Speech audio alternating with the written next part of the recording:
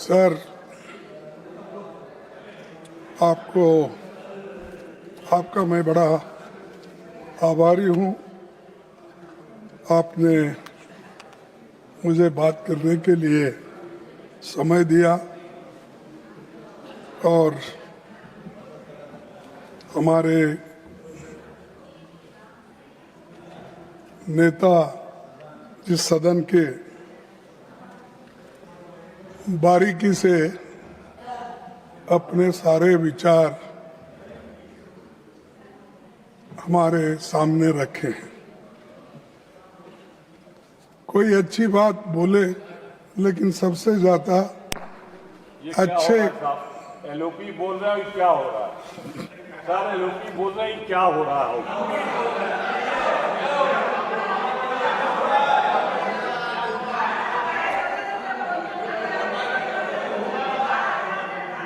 Sir,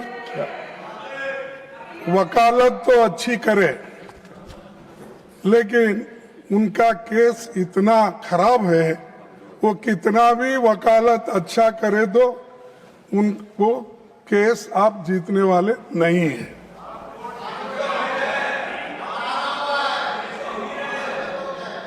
क्योंकि देश की हालत आपने इतना खराब कर दिए हैं, इसको कोई दुरुस्त करता नहीं। अब हम देखेंगे आगे आने वाले दिनों में क्या हो। सर, सभापति जी, आपका आभार।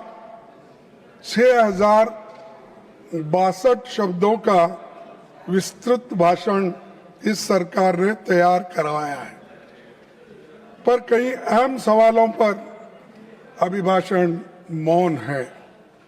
मैं सदन में सिर्फ 5 जरूरी मुद्दे आपके सामने रखना चाहूंगा। मैं सामाजिक न्याय, सामाजिक सद्भाव, संसदीय लोकतंत्र पर हमला, अर्थव्यवस्था और किसानों मजदूरों की दिक्कतें और विदेश नीति की खामियां पर अपनी बात रखना चाहता हूं और आपके सामने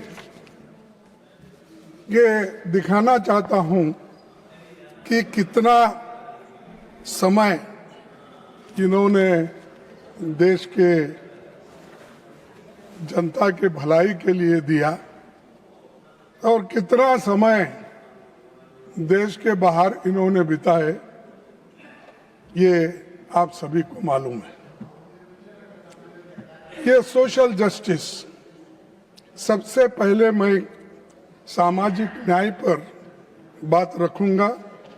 पिछले 11 सालों में मोदी सरकार ने सामाजिक न्याय के ताने बाने को कमजोर किया है। किया या नहीं किया है, तो उनके संवैधानिक हक हकूक पर चोट पहुंचाई है। राष्ट्रपति के अभिभाषण में महिला सशक्तिकरण पर बहुत बातें हुई, पर सच ये है महिलाएं बीजेपी के लिए केवल वोट बैंक बन के रही है। अगर मोदी जी वाकया महिलाओं का नेतृत्व को आगे लाना चाहते हैं, तो वे सबसे पहले महिला आरक्षण एसीटी तुरंत लागू करके इस पर कंडीशन नहीं लगाते। अगर आपको उनके बारे में उनको शक्ति देना है, एम्पावरमेंट करना है, तो आप ये बिल पास कर सके, उसको लागू कर सकते हैं। अरे आप कहते हो एक, करते हो एक, तो इसीलिए ये कंडीशन लागू नहीं करते। इससे जनगणना के नाम पर आपने किया, इसको आगे ढकला। आज से 100 साल पहले जब महिलाओं को वोट का अधिकार भी नहीं था और हमारे देश में भी 78 साल तक वोटिंग का अधिकार महिलाओं को नहीं था, तब कांग्रेस ने अपने पार्टी के नेता सरोजिनी नायडू को कांग्रेस अध्यक्ष चुना गया। है आपके पास कोई एग्जाम्पल? आज भी नहीं है। इंदिरा गांधी के प्रधानमंत्री बनने के भी 60 साल पूरे हो गए। इनके जैसी कई महान महिलाएं सशक्तिकरण की मिसाल बनी। बीजेपी ने अब तक किसी महिला को अध्यक्ष नहीं बनाया है। आरएसएस ने 100 साल में किसी महिला को अपना नेतृत्व नहीं सौंपा है।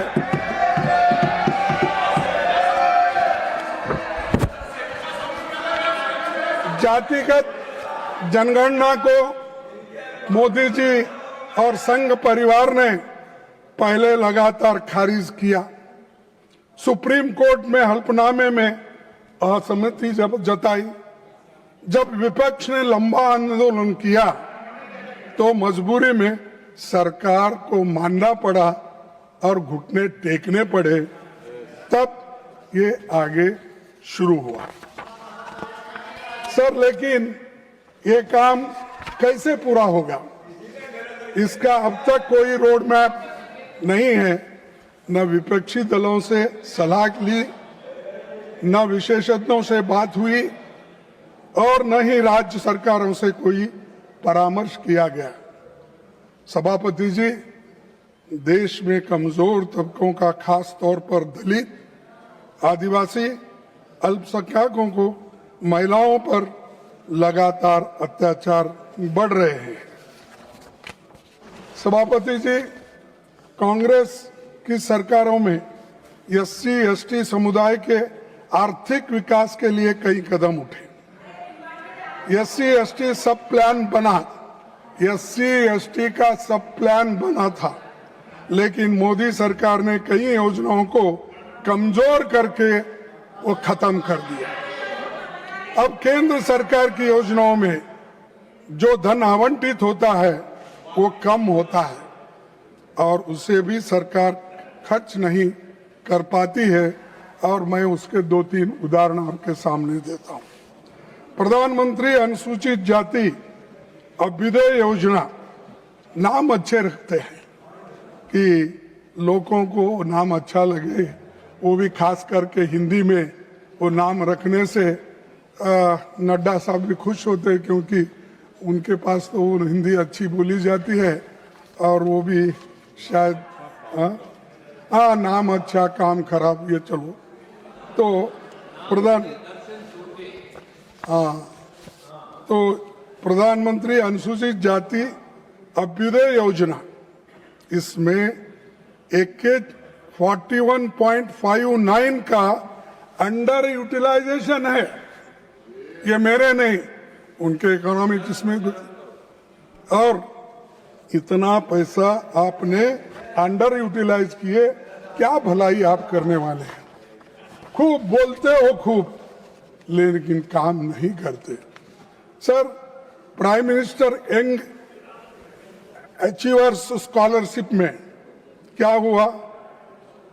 31.51% का अंडर यूटिलाइजेशन हुआ।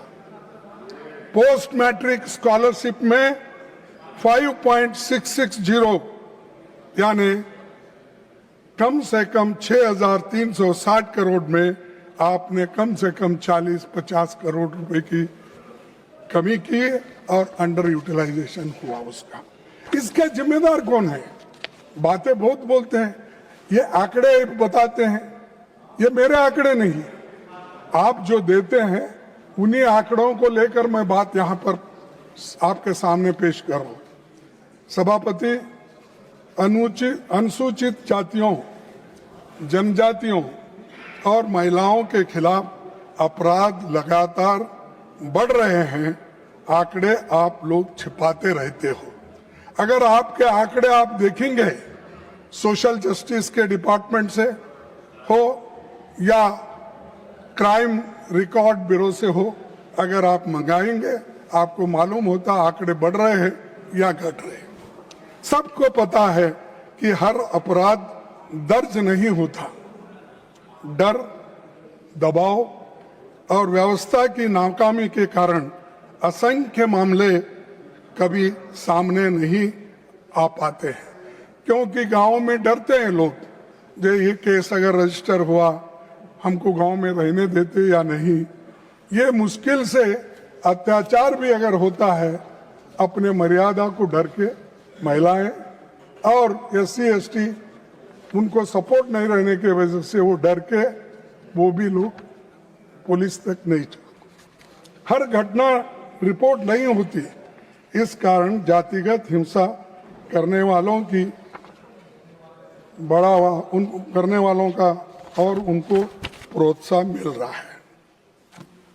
सर, आजादी के बाद हमारे सामने दो सबसे बड़े लक्ष्य थे। समान न्याय पर आधारित सामाजिक व्यवस्था खड़ी करना और देश को एक संसदीय लोकतंत्र बनाना। आपने 11 सालों में दोनों पर बुलडोजर लगाए और आपकी सोच में संविधान नीचे और मनुस्मृति ऊपर।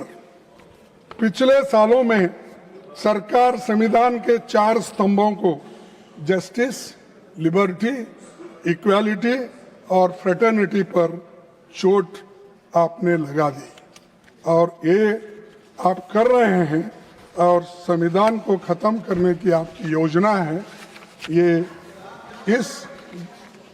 इस दिन में आपको मैं सामने रख रहा हूं। MNREGA, national food security act, forest rights act, right to education, right to information और लैंड एक्विजिशन एक्ट जैसे कानूनों को भारतीय संविधान में निहित directive principles of state policy article 36 से लेकर आर्टिकल 51 तक ध्यान में रखते हुए बनाया गया। ये राइट बेस्ड थे सब, चाहे मनरेगा हो, फूड सिक्योरिटी हो, एजुकेशन हो, हेल्थ हो, ये सब हमने बनाया। और आपने क्या बनाया? एक मुद्दा लेते वही बार बार बोलने का। अरे ये तो राइट बेस्ड है, कभी हमारे लीडर्स बोले नहीं।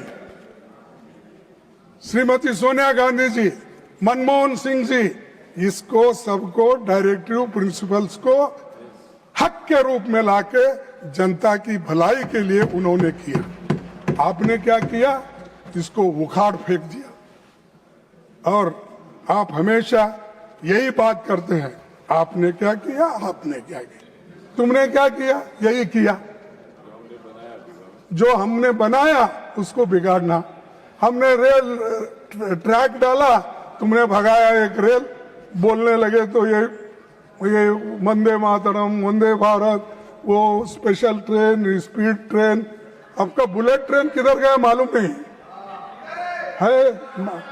तो बुलेट ट्रेन शायद शिमला में भाग रही होगी, शिमला से अहमदाबाद भाग रही होगी। सर, इकोनॉमिक सर्वे तो RTI के डाइल्यूशन की बात करता है, यही आपकी सोच है। मैं आपको ये दिखाना चाहता हूं कि RTI जो हमारे ये है, उसमें ये लिखा गया है, unless carefully planned RTI risks becoming an end in itself with disclosure celebrated regardless its contribution to better governance। ये CAG की रिपोर्ट है, मेरी नहीं। अगर आपको होना है, ये मैं आपको देता हूँ, इस टेबल पे रखता हूँ, आप इसको अच्छी ढंग से पढ़िए। और ये आप ही के रिपोर्ट रहने के बावजूद अगर आप बार बार कहते हो क्या किए, RTI एक्ट आपने लाया, पारदर्शिता आपने लाई, हमने लाया और उसको इम्प्लीमेंट किया और इसको इम्प्लीमेंट किया। और दूसरा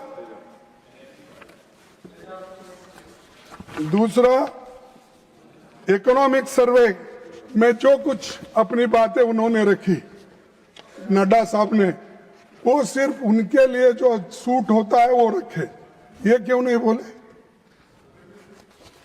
तीसरी चीज, मणिपुर जला, सरकार मौन रही। नेतृत्व की असफलता इसमें है। सामाजिक सद्भावना की बात मणिपुर के बिना अधूरी है। वहां दो समुदाय के बीच हिंसा, कम से कम 200 से अधिक लोगों की मौत, 70,000 से ज्यादा डिस्प्लेस्ड हुए। आपने मणिपुर को मिलिटराइजेशन जोन बना दिया, ये मिलिट्री एरिया बना दिया आपने, और इतिहास गवाह है। मैं एक अपने ही उदाहरण आपको देता हूं कि जैसा आपके नेता जिसकी बहुत तारीफ करते हैं आप, साहब उतनी भी तारीफ मत गिरो, एक इंसान ऊपर जाके नीचे गिरे तो उसकी हड्डी फसली भी नहीं मिलेगी। तो मैं आपको यह कहना चाहूंगा, इतिहास गवाह है कि वास्को डी गामा को पोर्तुगल से अफ्रीका होते हुए भारत पहुंचने में लगभग 11 महीने लगे, जबकि उन्हें समुद्री मार्ग भी पता नहीं था। क्रिस्टोफर कोलंबस को स्पेन से नॉर्थ अमेरिका पहुंचने में करीब 2 महीने लगे, और लेकिन इतनी बड़ी मानवीय त्रासदी और विपक्ष की लगातार मांग के बावजूद हमारे प्रधानमंत्री दिल्ली से मणिपुर पहुंचने को 2 साल लगे। वास्को डी गामा, क्रिस्टोफर, इनको 2 महीने 11 महीने में वो नया दुनिया ढूंढ निकाले, लेकिन हमारे प्रधानमंत्री जी मणिपुर को जाने के लिए दिल्ली से मणिपुर कम से कम 2 साल लगे उनको। ये है आपका काम। ये क्या पावरफुल एग्जीक्यूटिव है, क्या आपको गरीबों के बारे में चिंता है, देश के बारे में चिंता है, नॉर्थ ईस्ट कंट्रीज के बारे में चिंता जताते हो, यही चिंता है आपकी। सर,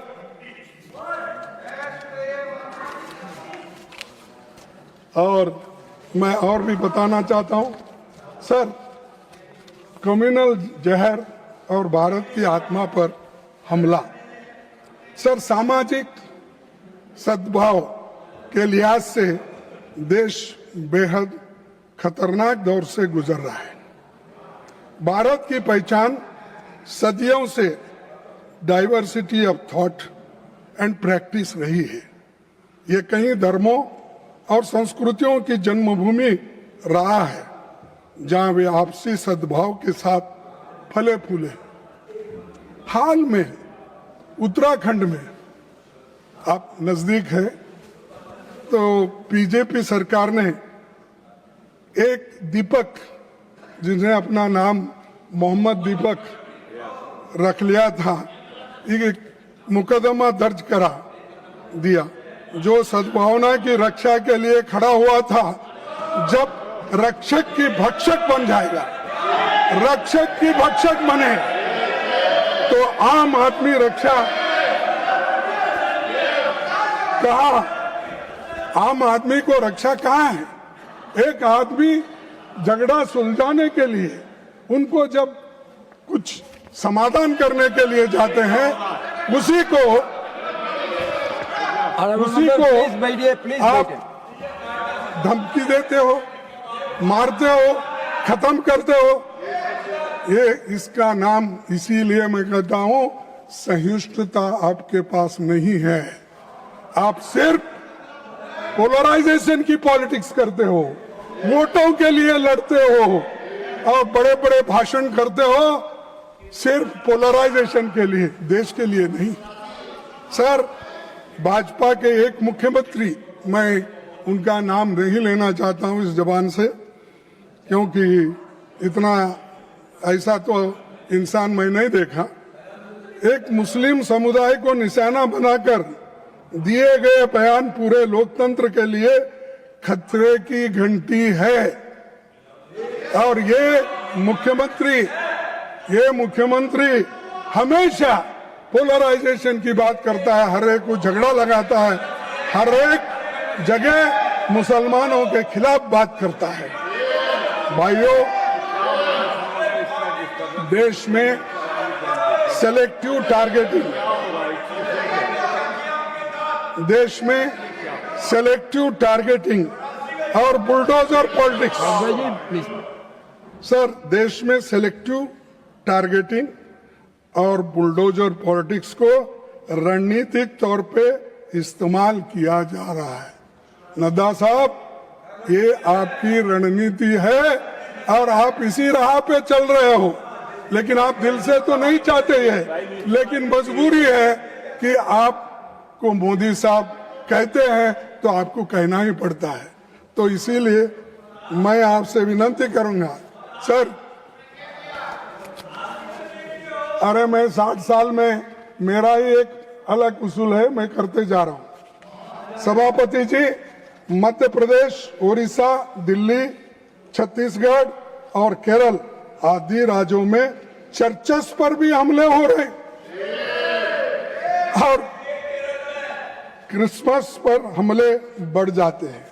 सर मोदी जी केरल में चुनाव आने पर चर्च की प्रार्थना में जाते हैं, दिल्ली में जाते हैं, प्रार्थना में भाग लेते हैं, पर उन पर होने वाले अत्याचार, हमलों पर खामोश रहते हैं, मौन रहते हैं। सर, माइनॉरिटीज के खिलाफ objectionable, inflammatory and divisive speeches को बढ़ावा दिया जा रहा है। ईसाइयों और मुसलमानों के खिलाफ जहर उगले बिना उनको खाना हजम नहीं होता आपको। इसीलिए मैं कहना चाहता हूं, कम से कम आपके लोगों को बोलिए ऐसा जहर उगालना बंद कर देना। अरे आपको पावर मिला है, उसका ठीक ढंग से इस्तेमाल करो। उसके बजाय पोलराइजेशन के लिए, वोटों के लिए जहर मत दे दो लोगों को और देश मत तोड़ो। और इसके बजाय आप अपना खुद आप सोचिए इसके बारे में। बीजेपी का प्रवक्ता बनने के क्वालिफिकेशन ये है इनके पास, हेट स्पीच। जो ज्यादा मुसलमानों के, ईसाइयों के खिलाफ बोलेगा वो बड़ा बहादुर आदमी इनमें है, बड़ा ज्ञानी आदमी और बड़ा वो क्या है, इनका प्रोटेक्टर बनता है। वो गालियां देना एक ही काम उनका, औरत हो मर्द हो, वो क्या उसमें कोई फर्क नहीं, उनका प्रवक्ता है। सर, इससे देश की छवि के नुकसान पहुंच रहा है और साथ ही कॉन्स्टिट्यूशन का कोर वैल्यूज भी कमजोर हो रहे हैं। हमें तकलीफ है कि राष्ट्रपति जी, जिन्होंने गरीब और कमजोर तबके की पीड़ा को खुद देखा है, उनके अभिभाषण में इस गंभीर चिंता की कोई झलक नहीं है। मैं अभिभाषण पे ही बोल रहा हूं, नड्डा साहब, हमें तकलीफ है कि राष्ट्रपति जी, जिन्होंने गरीब और कमजोर तबके की पीड़ा को खुद देखा है, समझा है, उनके अभिभाषण में इस गंभीर चिंता की कोई झलक नहीं दिखती, क्योंकि आपने जो कहा, जो लिख के दिया, वही पढ़ना पड़ता है, वही उन्होंने पढ़ा। क्या आप विकसित भारत नफरत और विभाजन की बुनियाद पर खड़ा करना चाहते हैं? और अगर ऐसी ही आपका रवैया रहा, देश आज ना कल आपको देश के टुकड़े करने के लिए आप ठहरे हुए हैं, ये मैं कहना चाहता हूं। अब संविधान और संसद के प्रति इनकी सोच पर चंद बातें करूंगा। संसद में शॉर्ट नोटिस क्वेश्चन कभी एडमिट किया सब? हाफ एन आवर डिस्कशंस और प्राइवेट मेंबर बिल्स अब अहमियत नहीं रखते, जबकि ये हथियार आम जनता की पीड़ा और ज्वलंत मुद्दों को सदन में लाने का माध्यम है। इसीलिए मैं आपको वो भी इस सदन के सामने रखूंगा कि किस ढंग से आप ये बिल्स को discussion, half an hour discussion को, शॉर्ट नोटिस, कैसा आप अलाउ ही नहीं करते डिस्कशन के लिए। तो इसीलिए मैं डिटेल में नहीं जाना चाहता हूं। मैं यहां पर वो बना के लाया हूं। आपने क्या यूपीए टाइम में 3004 half an hour discussion, half an hour discussions admitted 30, half an hour discussion held 19। NDA सरकार के जमाने में 66 half an hour discussions filed और उसमें half an hour discussions admitted 3, चर्चा 2। और एक बार पढ़ो। तो ये आपका काम है, ये भी मैं सदन के सामने रखना चाहता हूं। और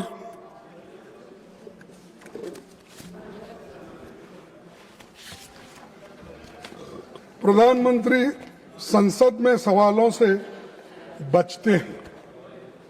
16वीं और 17वीं की लोकसभा में 8,123 सवाल पूछे गए। यादव साहब इधर भी थोड़ा ध्यान दीजिए। नहीं, मेरी बात नहीं कर रहे आप, और दूसरी बात कर रहे थे, मेरे को मालूम हो। 16वीं और 17वीं, 16वीं और 17वीं, नहीं बेटे, 16वीं और 17वीं लोकसभा में 8,123 सवाल पूछे गए। कितने? 8,123 सवाल पूछे गए, लेकिन केवल 13 स्वीकार हुए और 1,015 सवाल खारिज हो गए। क्या डेमोक्रेसी है, क्या चर्चा है? आप लोग चर्चा नहीं करते, यहां पर गड़बड़ करते हो। यह है आपका उत्तर, ये है चीजें। ये डेमोक्रेसी के खत्म करने के लिए आपने कर रहे हो, क्या डेमोक्रेसी को प्रोटेक्ट करने के लिए और प्रमोट करने के लिए कर रहे हो? मुझे बताइए सर। उसके अलावा जितने सवालों का जवाब दिया गया, उससे 78 गुना ज्यादा सवाल खारिज हो गए। 78% खारिज हो गए। तो जब प्रधानमंत्री जवाब नहीं देते तो मंत्री भी सवालों के जवाब देने के बजाय प्रधानमंत्री का गुणगान करते हुए उनकी भजन मंडली बन जाते हैं और खुद मेरे कई महत्वपूर्ण राष्ट्रीय मुद्दों के क्वेश्चंस को डिसअलाउ कर दिया।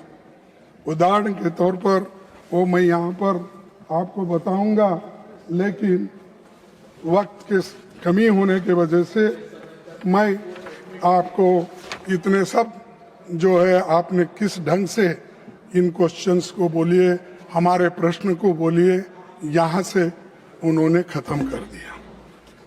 और एक statehood for Jammu and Kashmir या 6th शेड्यूल फॉर लद्दाख जैसे मुद्दों पर सवालों को हाइपोथेटिकल बोलकर खारिज कर दिया गया। अरे जम्मू कश्मीर को स्टेटहुड दो, या हाइपोथेटिकल है? और लद्दाख को स्टेटहुड देकर उसको 6th शेड्यूल में डालने के लिए हम रिक्वेस्ट किए, वो हाइपोथेटिकल है और आपका वायदा है। अरे कम से कम वायदे तो मत भूलिए। नहीं, आपको भूलने की आदत है, वो बात और है, लेकिन ये चीजें आपने ही कहा, हमने आपके चुनाव में कहा, इसका खूब प्रचार कर लिए, लेकिन अब वो भी सुस्त है, आप भी सुस्त हो गए। मुझे समझ में नहीं आ रहा। न नड्डा साहब जो प्रेसिडेंट थे, शायद ये क्रेडिट नड्डा साहब को जाएगा समझ के उन्होंने नहीं किया होगा, मुझे मालूम नहीं, क्योंकि स्टेटहुड अगर आपके जमाने में होता, 6th शेड्यूल में अगर लद्दाख आता तो क्रेडिट नड्डा को जाएगा। इसीलिए उन्होंने बोला कि छोड़ दो इसको, जब जमाना ठीक कर लेगा। सर, अग्निवीर स्कीम जो सीधे युवा और रोजगार नीति से जुड़ी है, उसे सीक्रेट नेचर का बताकर खारिज कर दिया। ये मेरे प्रश्न के उत्तर आपके। सर, जब मैंने मणिपुर में डिस्प्लेस्ड लोगों के पुनरावासन पर संसद में प्रश्न पूछा, तो उससे मैटर बिफोर कोर्ट बताकर उसको खारिज कर दिया। संसदीय जवाबदेही से बचना संसदीय विशेषाधिकार का उल्लंघन ही नहीं, लोकतंत्र को खत्म करने का एक नया तरीका आपने ढूंढ लिया है।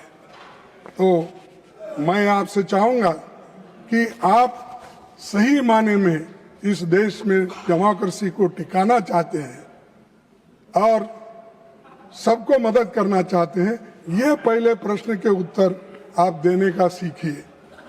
दूसरी, ये सरकार मनमाने तरीके से देश पर नए कानून थोपना चाहती है, इसीलिए तमाम विधेयक जबरदस्ती पारित किए जाते हैं और यहाँ तक कि विपक्ष की मांग के बावजूद उन पर न तो चर्चा होती और छानबीन के लिए उसको कमिटियों में भेजते हैं, चाहे स्टैंडिंग कमेटी हो, जॉइंट कमेटी हो, सेलेक्ट कमेटी हो, कहीं नहीं भेजते, सब रिजेक्ट करते हैं। अरे आपको मेजॉरिटी का इतना अहम है, गर्व है, तो ये गरीबों के ऊपर मत चलाइए, डेमोक्रेसी को खत्म करने के लिए उपयोग मत करो। आपको मैदान खुला है, आप भाग रहे भागो, कहां तक भागेंगे हम देखेंगे। यूपीए सरकार के कार्यकाल 14 और 15 लोकसभा में 455 में से 315 विधेयक संसदीय समिति को भेजे गए। और एक बार पढ़ो, 455 में से 315 विधेयक संसदीय समिति को भेजे गए।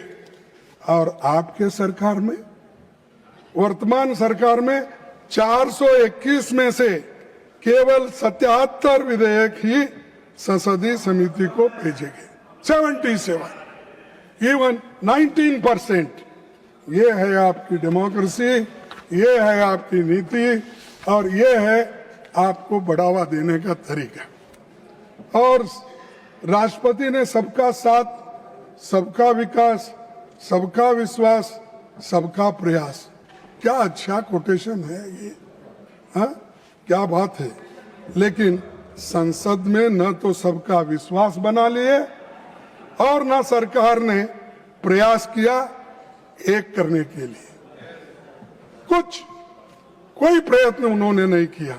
लेकिन बोलते तो ये है कि सबका साथ, सबका विश्वास, सबका प्रयास, ये बातें रखते हैं, काम तो करते हैं। सर, नॉन एनडीए रूल्ड राज्यों में राजभवन बीजेपी आरएसएस के दफ्तर बन गए हैं। राज्यपाल केंद्र सरकार के एजेंट की तरह काम कर रहे हैं। संविधान के आर्टिकल 154 के अनुसार राज्यपाल राज्य का कार्यकारी प्रमुख होता है और उनसे अपेक्षा की जाती है कि वो सभी मामलों में मंत्रिपरिषद की सलाह पर ही कार्य करे। जब संविधान सभा में गवर्नर के अपॉइंटमेंट के बारे में चर्चा हो रही थी, तब बाबा साहब अंबेडकर ने कहा था कि गवर्नर हैज नो पावर, क्योंकि उस वक्त ये चर्चा हो रही थी कि हम या नॉमिनेटेड गवर्नर करना चाहिए या इलेक्टेड। तब सभी ने फिर बाद में माना कि नॉमिनेटेड होना, इलेक्टेड न हो। तब उस वक्त की बात है, उन्होंने कहा कि सम्मति से जो कुछ भी वहां पर निर्णय हुआ तो मैं उसका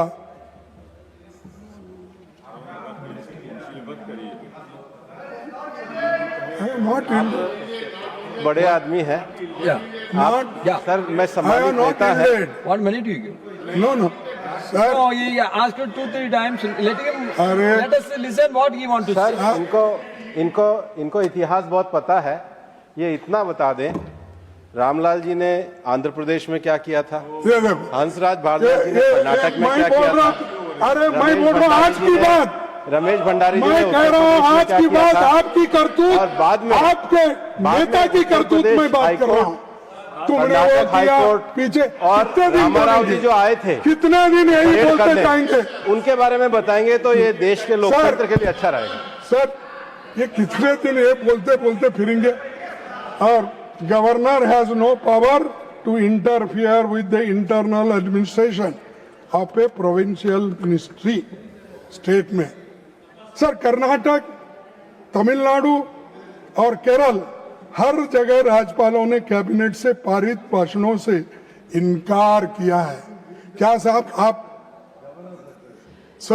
क्या आपने कभी ऐसा इनकार करते हैं? गवर्नमेंट का कोई स्टेटमेंट है, उन्होंने पढ़ने दी है हमने।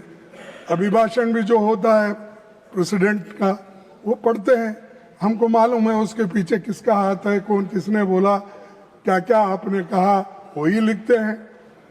सर मैं जिक्र करना चाहता हूं कि कर्नाटक विधानसभा से पारित हेट स्पीच बिल जो सद्भाव की दिशा में एक बड़ा अहम बिल था, उसे रोक दिया गया। और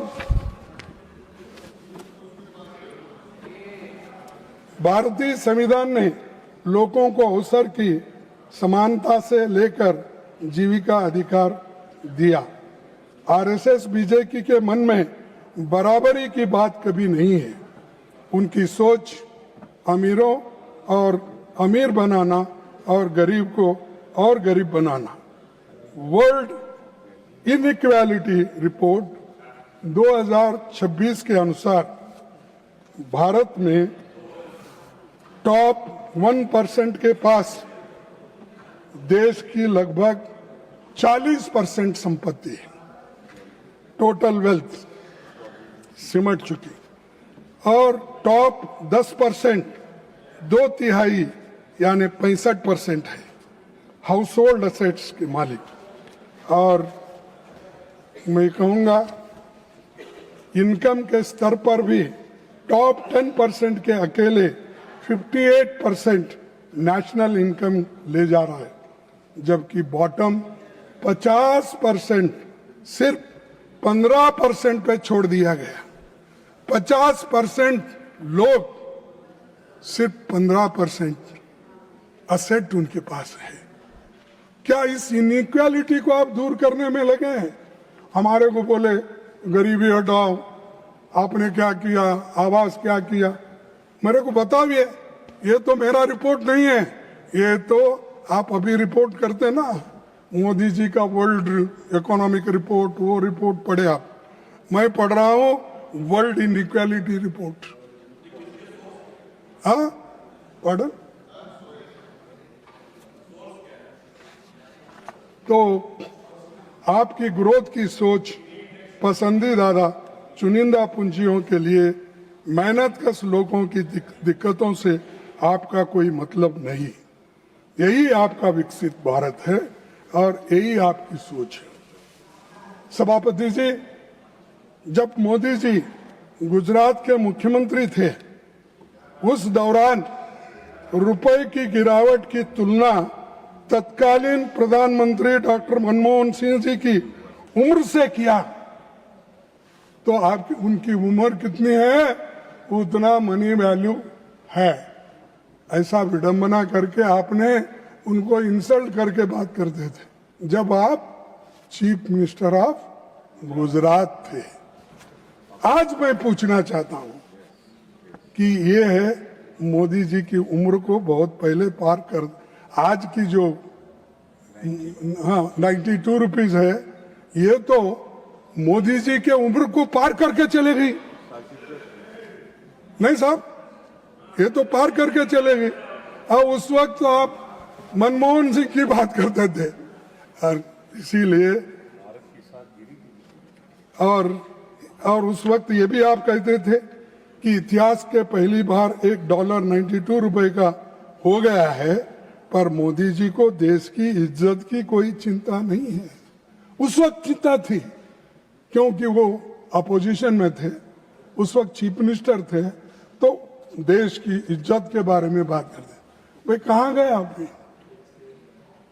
तो ये मैं आपसे बताना चाहता हूं कि एक तरफ सभापति जी नौजवानों की पीड़ा से इस सरकार को कोई मतलब नहीं। उनकी पीड़ा कम करने का सबसे आसान रास्ता ये था कि सरकारी वैकेंसी तो कम से कम भरे। लेकिन आज केंद्र सरकार में 9.7 लाख से अधिक पद खाली है। ये उन्हीं का प्रश्न का उत्तर है। और पब्लिक सेक्टर्स, पुलिस आदि मिलाकर करीब 50 लाख से भी ज्यादा हर स्टेट में मिलाकर इतने वैकेंसीज है। एम्स, मेडिकल संस्थानों में ये सभी आंगनबाड़ी से लेकर सभी योजनाओं में 50 लाख के ऊपर होते हैं। तो नोटबंदी, लॉकडाउन, बुलेट ट्रेन चलना, काला धन वापिस लाना, 2 करोड़ नौकरियां देना, ये सब जुमले कहाँ गए साहब? कहाँ है ये सब? खूब अभी भी उसको भुलाने के लिए आप बहुत कोशिश करते हैं, लोग भूलते नहीं। और अगर मैं नोटबंदी में अगर एसएस नहीं पाऊंगा तो विजय चौक पे मुझे फांसी लगाओ। हाँ, इसी चौराहे पर फांसी लगाओ। जब नोटबंदी हो गई उस वक्त भी यही बोले, काला धन का यही बोले, 2 करोड़ नौकरी का भी यही बोले। कितने झूठ बोलते हो, कितने असत्य बातें करते हो। कोई हमको तो शर्म आता है, अब आपको आता नहीं, मैं कैसा? हाँ सर, दूसरी चीज, नारकोटिक्स कंट्रोल ब्यूरो ने एक ही वर्ष में 1.3 लाख किलोग्राम ड्रग्स जब्त किए। पिछले 5 वर्षों में हाई वैल्यू ड्रग सीजर्स का 65% केवल गुजरात के बंदरगाहों से ही हुआ। कहां से हुआ? गुजरात के बंदरगाह। वहां कौन रहते हैं? कौन रहते हैं? मोदी साहब, उनका एरिया है। और वो कौन है? होम मिनिस्टर कौन है? शाह साहब है। अरे ये गांधी जी का प्लेस है, गांधी जी की जगह है, उस जगह। और आप बड़े अपने आप को पावरफुल समझते हो। कहां गई आपकी मर्दानगी? कहां गई? आप रोक नहीं सकते नारकोटिक का, आप रोक नहीं सकते निशाबंदी को। आप शाकाहारी की बात करते हैं, लोगों को निशा का इधर डोज देते हो। सर, प्रधानमंत्री जी और गृह मंत्री जी के गृह राज्य में इतनी बड़ी मात्रा में नशीले पदार्थ पहुंच रहे हैं, ये किसके पोर्ट से? ये किसके पोर्ट से? अरे ये अदानी के पोर्ट से आते हैं। और ये लोग अदानी के पोर्ट से आते हैं, आपको कंट्रोल नहीं कर सकते उसको, तो रोज आपके पास फ्री रहता है आजू बाजू में। तो ये आपका चाल और चलन है, आपकी नीति है। तो मैं आपसे यही करूंगा सर, अब युवाओं का बेहतर भविष्य के लिए जोखिम भरे रास्ते से अमेरिका, कनाडा और यूरोप तक जाते हैं, वो मारे मारे फिरते हैं। आप लोग हजारों नौजवानों को इजराइल जैसे एक्टिव वार जोन में फिलिस्तीन मजदूरों की जगह काम करने के लिए भेजते हो। सर, आज मैं प्रधानमंत्री से पूछना चाहता हूं, थ्रो नड्डा साहब क्योंकि वो यहाँ नहीं है, तो एक्टिव वार जोन में मजदूरी के लिए अपने नौजवानों को भेजना, क्या आप भारत का सम्मान बढ़ा रहे हो? इससे सम्मान बढ़ता है आपका। विश्व गुरु, अरे गुरु, कम से कम तेरे लोगों को नौकरी तो दो, एक दिन का खाना तो दो, सर पे छत तो दो, कुछ तो करो। लेकिन आप सबको टीका करने में लगे हो और दुनिया में फिरते रहते हो।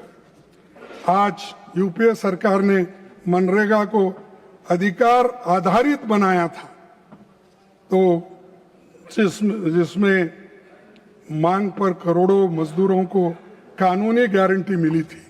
इसका सबसे बड़ा फायदा महिलाओं को हुआ और डॉक्टर मनमोहन सिंह और सोनिया गांधी जी ने गरीब श्रमिकों को गरिमा और आजीविका सुरक्षा देने वाला सेफ्टी नेट तैयार किया। ग्राम सभाओं के क्रियान्वयन में शामिल किया गया फंड एलोकेशन जनता की जरूरत के हिसाब से सुनिश्चित किया जा रहा है। लेकिन आज एनडीए सरकार डिमांड बेस्ड से एलोकेशन ड्राइवन बना रही है और फंडिंग पैटर्न में बदलाव हुआ। 10% राज्य का, 90% केंद्र सरकार का था, लेकिन आज 60% केंद्र का, 40% के स्टेट का। मैं आपसे निवेदन करना चाहता हूं, क्या स्टेट के लिए ये ठीक है? क्या स्टेट इसको करेगा? तो ये है इनका कि स्टेट वाले के पास उतनी शक्ति नहीं है, तो खास करके हिमाचल में तो कुछ भी शक्ति नहीं है क्योंकि वहां पर रेवेन्यू नहीं मिलता। उत्तराखंड जैसे और गरीब, जितने भी गरीब स्टेट्स है वहां पर मिलना मुश्किल है, लेकिन इन्होंने ठोक दिए 40% आप दो, क्योंकि वो 40% देंगे नहीं, 60% छोड़ेंगे नहीं यहां से। तो इसीलिए मैं आपको ये निवेदन करना चाहता हूं, जो मनरेगा का एक्ट है उसी को रहने दो। अगर आप नया एक्ट लगाएंगे तो मैं समझता हूं ये मजदूरों के खिलाफ है, गरीबों के खिलाफ है, किसान मजदूर के खिलाफ है, महिलाओं के खिलाफ है। ये मेरा कहना है और ये राइट टू वर्क छीन ले रहे हैं आप। इसीलिए मैं आपसे ये आपके सामने ये बातें रख रहा हूं। और मनरेगा का मूल स्वरूप भी आपने बदल डाला। हमारी मांग है कि गांधी जी के नाम पर तो कम से कम राइट टू वर्क फिर से बहाल होने दो। बहुत टोका टोकी हो रही है। ये फिर प्राइम मिनिस्टर हाल के महीनों में सरकार ने लेबर कोड को जोर शोर से प्रचार किया। आप लेबर मिनिस्टर भी थे। ये सच है जो आपने लाया लेबर कोड? मानते हैं? दिल से बोलिए। तो नहीं बोलेंगे, क्या बोलेंगे? वही क्या मजदूरों के खिलाफ बोलेंगे? सर, सच्चाई ये है, आजादी से पहले और आजादी के बाद बने वे सभी श्रम कानून जो मजदूरों के भविष्य की गारंटी थे, आपने अपने चंद कॉरपोरेट मित्रों को लाभ पहुंचाने के लिए उस कानून को, लेबर कानून को खत्म कर रहे हैं। और छठवीं सीमा 100 से बढ़ाकर 300 कर्मचारियों कर देने से भारत की 80% से अधिक फैक्ट्रियां अब बिना सरकारी अनुमति कर्मचारियों को निकाल सकती है। और पहले ज्यादा लेबर इंटेंसिव काम था, लेकिन हमारे पास मशीनें ज्यादा आ गई है। जब मशीनें ज्यादा आने से लेबर और भी घटता है, लेकिन आपके दिमाग में नहीं आ रहा कि हम 300 से घटाकर 100 करना ये कितना उचित है। और आप ये हैंडलूम्स का तो आपको मालूम है, अब वो इलेक्ट्रिसिटी आने से, मशीनरी आने से, वहाँ जितने लोग पहले हैंडलूम में काम करते थे या खादी भंडार में काम करते, वो सब घट के जा रहे। तो ये जो लेबर कोड है, इस लेबर कोड ये मजदूरों के खिलाफ है, आम जनता के खिलाफ है। इसीलिए इसको पहले 8 घंटे काम करना, ये जो था उसी को वैसा ही रखना चाहिए। और सर, और एक मैं कहूंगा कि ये दूसरा चीज है कि यूनियन को दबाना। और आपका यूनियन, बीजेपी का यूनियन यही चाहता है, वो आपके खिलाफ स्टेटमेंट तो देता है लेकिन बाहर नहीं आता, क्योंकि उसको कोई तो लड़ना कोई तो लड़ने दो, मेरे को फायदा जो होता वो ठीक है। सर, डॉक्टर बाबा साहब अम्बेडकर ने जब वो वाइसराय एग्जीक्यूटिव काउंसिल में लेबर मेंबर थे, उन्होंने भारत में पहली बार 8 घंटे काम का नियम बनवाया था, जो तब 14 घंटे था। तब ब्रिटिश गवर्नमेंट में वहां के लोगों को 8 घंटे का था, लेकिन यहाँ के लोगों को 14 घंटे का था। तब उन्होंने लेबर मेंबर के नाते, उन्होंने उस वाइसराय काउंसिल के मेंबर के नाते उन्होंने कहा कि आपको 8 घंटे और हमको 14 घंटे, ये हम मानते नहीं। उन्होंने 8 घंटे ही रखवाया और मिनिमम वेजेस एक्ट उसी वक्त शुरू हो गया। उसके बाद डॉक्टर अम्बेडकर द्वारा रखी गई नींव को खत्म कौन कर रहे हैं? बार बार उनका भी नाम इलेक्शन में लेते हो, आप ही खत्म कर रहे हो। जो मजदूरों को मिलने का हक है उसको कुचल रहे हो, यूनियन को कुचल रहे हो। अरे एक तरफ गरीबों की बात करते हो और दूसरे तरफ आप उनको खत्म करने की बात करते हो। सर, मैं 11 साल पहले अच्छा दिन का वादा आपने किया था, लेकिन आज प्रदूषण की धूम में अच्छे दिन दिखाई नहीं दे रहे। प्रदूषण इतना है कि वो आपके अच्छे दिन कहाँ हैं वो दिख रहा ही नहीं। आपको दिख रहा है? सर, 11 साल की नाकाम नीतियों का नतीजा यह है कि लोग अब जीने के लिए हवा खरीदने को मजबूर हो गए हैं। 90,000 करोड़ का एंटी पॉल्यूशन डिवाइसेस का बाजार खड़ा हो गया है। ईज ऑफ बिजनेस की बात करने वाले ईज ऑफ ब्रीदिंग नहीं दे पा रहे। तो इसीलिए मैं आपसे यही कहूंगा कि आपके गलतियों को छुपाने के लिए आप इधर उधर की बात मत करो, सीधा आओ। भाई गलती है, इसको सुधार लेंगे कहो, लेकिन उधर आप देखना नहीं चाहते। सभापति जी, संसद सत्र चल रहा है। इस बीच भारत अमेरिका ट्रेड डील हुई, लेकिन उसके बारे में सांसदों को सरकार से नहीं बल्कि राष्ट्रपति ट्रंप से पता चला। सरकार से नहीं, राष्ट्रपति ट्रंप से चला। हमारा संसद चल रहा है। नड्डा साहब को मालूम नहीं, यादव साहब को मालूम नहीं। ट्रंप बोल रहा है इस देश को क्या करना, कैसे ढंग से चलाना, वहां से वहीं वो काम कर रहे हैं। सर, इस डील से भारत का किसान तबाह होगा। अमेरिकी एग्रीकल्चर सेक्रेटरी ब्रूक रोलिंस ने कहा, new US India deal will export more American farm products to India's massive market, lifting prices and pumping cash into rural America. यानी अमेरिका के रूरल लोगों को, एग्रीकल्चरिस्ट को फायदा इससे मिलता, ये एग्रीकल्चर मिनिस्टर वहां कहते हैं। अरे तुम हमारे एग्रीकल्चरिस्ट को, हमारे फार्मर्स को यहां से कुचल दे रहे हैं, उनको खत्म करना चाहते हैं आप। हाँ, और जीरो क्या है टैरिफ, जो इंपोर्ट होता है उसको जीरो टैरिफ। और हम जो कुछ बेचते 18 तो किए हैं, अभी आया नहीं 25 से 18। लोग कुछ भी रहने दो, तुम किसानों के हित में काम कर रहे हो या किसानों के खिलाफ काम कर रहे हो। एक बार हमको बहुत उन्होंने तो कहा कि उनको भी थोड़ा बिजनेस से इंटरेस्ट है। जो हमारे कॉमर्स मिनिस्टर है उनको थोड़ा बिजनेस से इंटरेस्ट है।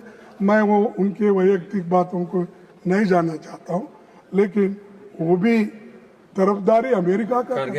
Kharge ji, now try to conclude, please. Sir, you are first time you have come. I have given you first 10 time minutes extra speaking, also. Okay. and that's why you should At least give me some chance. Okay. Continue. Sir. But try to conclude. Yes, sir. Bharat America trade deal हुई, लेकिन उसके बारे में सांसदों को सरकार से नहीं बल्कि राष्ट्रपति ट्रंप से पता चला। ये संसद का अपमान है। इस डील से भारत का किसान तबाह हो गया। अमेरिकी एग्रीकल्चर सेक्रेटरी क्या कहा फिर मैं वो पढ़ना नहीं चाहता। आप भारत के किसानों की आय 2 गुना करने वाले थे। भारत का किसानों की आमदनी आप 2 गुना करने वाले थे ना।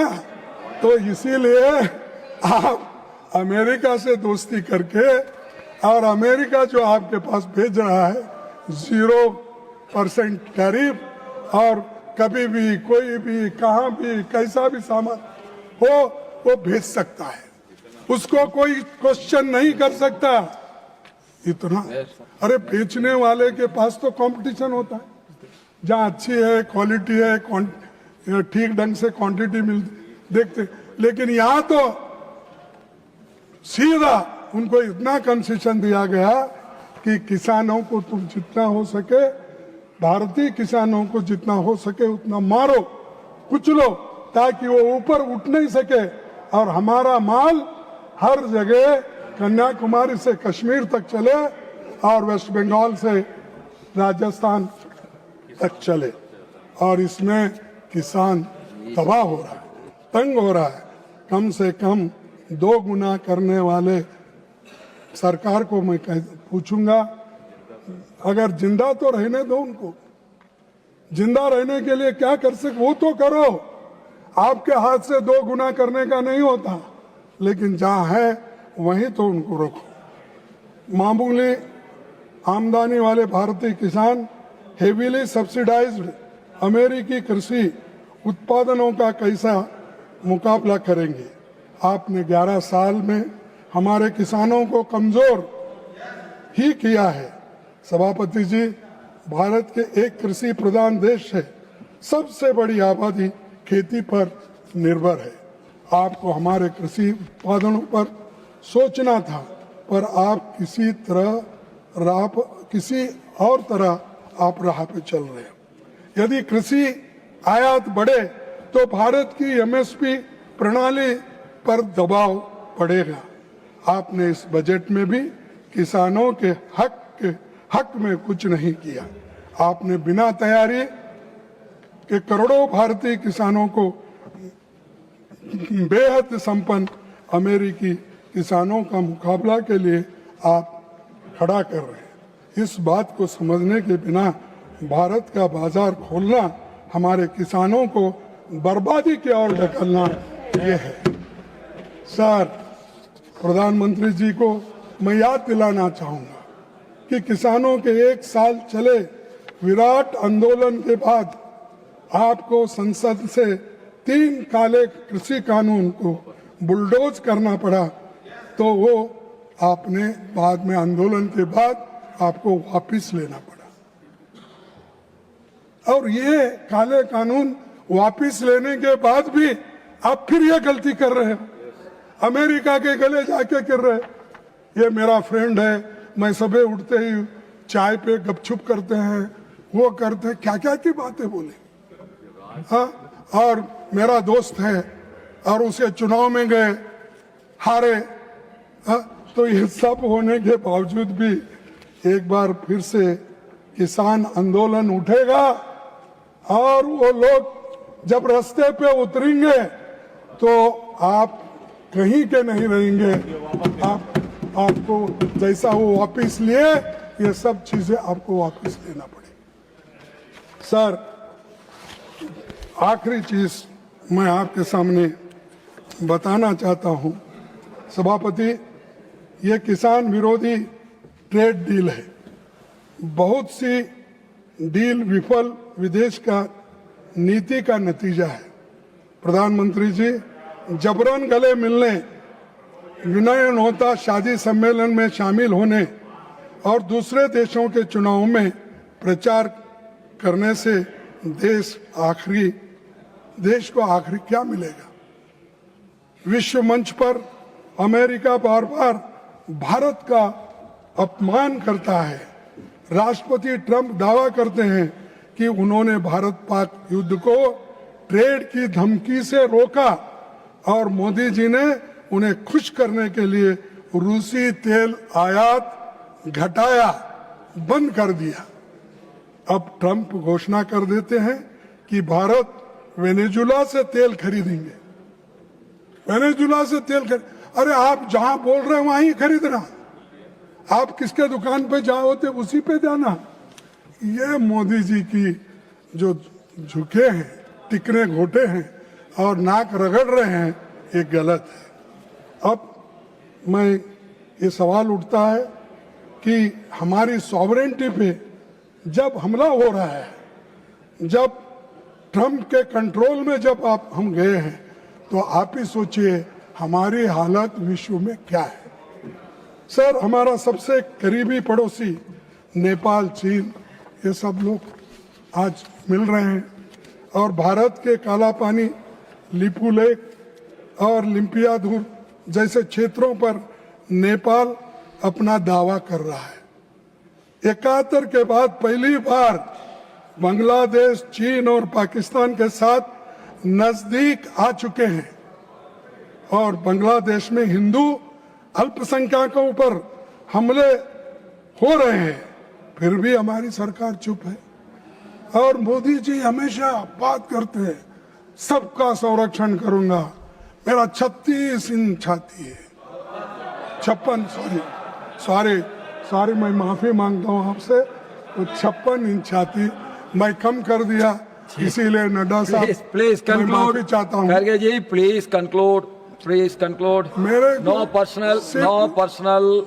No, okay. Please. I leave it, sir. Leave it. No, that will not go on record. You please conclude. नहीं, मैं जो बोला वो नहीं जाएगा, लेकिन मोदी साहब बोले हैं वो तो जाएगा ना। मैं बोलूंगा नहीं जाएगा। मोदी साहब जो बोले इस सदन में, उन्हीं की बात। Even sir, don't make any personal things. You please go on with. Modi ji खुद बोलते हैं तो वही तो दोहरा रहे हैं।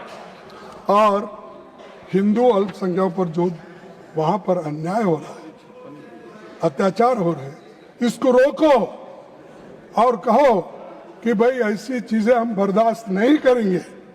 अगर ये आप बोलेंगे नहीं तो कल के दिन हमारा बहुत बड़ा नुकसान हो जाएगा। भारत का चीन के साथ trade deficit record 116 lakh crore dollar और 116 लाख करोड़ तक पहुंच गया है।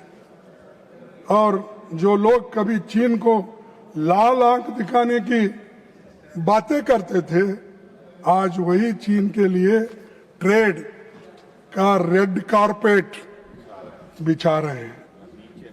जबकि चीन गलवान के बाद लद्दाख और अरुणाचल प्रदेश पर दावा ठोकता जा रहा है, भारत के साथ आर्थिक रिश्ते अपनी शर्तों पर तय कर रहा है, ये देश के लिए नुकसान है। यह मजबूती नहीं, ये स्ट्रैटेजिक सरेंडर है और देश इसकी कीमत चुका रहा है। ये ट्रेड तब पड़ रहा है जब सरकार कहती है कि पहलगाम हमले के बाद चीन पाकिस्तान को खुफिया मदद दे रहा था, फिर भी उसका स्वागत किया जा रहा है। सभापति जी, विदेश नीति की विफलताएं विदेशों तक सीमित नहीं रहती, वे आंतरिक सुरक्षा की चूक बनकर देश के भीतर फूटती है। 2014 के बाद से इस सरकार के कार्यकाल में 2300 से अधिक आतंकी हमले, जिनमें करीब 1000 भारतीयों ने अपनी शहादत दी। विदेशी नीति को आप घरेलू ध्रुवीकरण का हथियार बनाना चाहते हैं। चुनावी लाभ के लिए ऐसा दुरुपयोग लोकतंत्र और विदेश नीति के लिए खतरनाक है। सर, आखिरी मैं बात रखूंगा। Please conclude. कंक्लूड इसके बाद आप बोलो तो भी नहीं बोलूंगा। Please conclude.